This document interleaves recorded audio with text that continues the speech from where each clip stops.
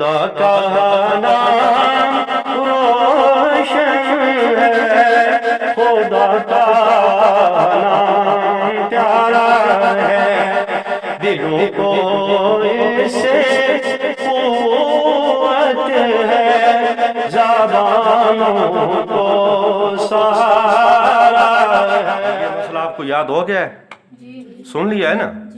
تو اور اگر کوئی مسئلہ پوچھنا چاہتا ہے کسی کے ذہن میں کوئی ہے تو بھائی پوچھو بھائی۔ ایک مسئلہ جی، بڑے جانور میں 7 آدمی شریک ہو سکتے ہیں، اگر 7 سے کم ہو تو قربانی ہو سکتی ہے۔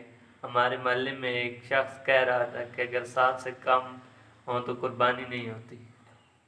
بھائی اس کا جواب سنیں کہ یہ بات جو ہے نا کہ بڑے جانور کے اندر 7 آدمیوں کا پورا ہونا یہ ضروری ہے، یہ عوام کے اندر بات مشہور ہو چکی ہے، وگرنہ حقیقت یہ ہے کہ جیسے جیسے آدمی گھٹتے چلے جائیں گے اجر بڑھتا چلا جائے گا۔ ٹھیک ہے بھائی؟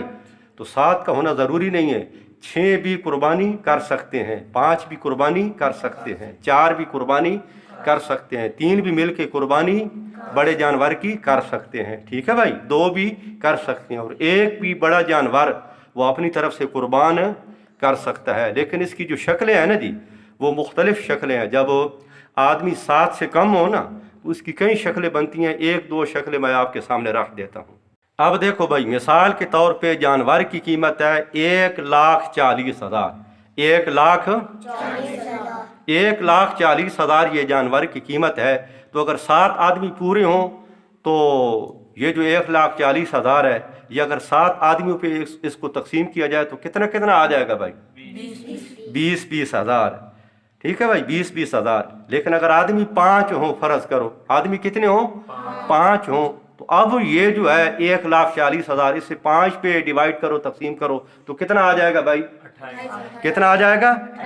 شاباش، 28,000 یہ فی کس آ جائے گا۔ اب اگلی بات کہ یہ تو چلو آدمی 5 ہیں، 28,000 اس وجہ سے آ رہا ہے، وگرنہ تو 20,000 تھا اگر کتنے ہوتے؟ 7 آدمی پورے ہوتے۔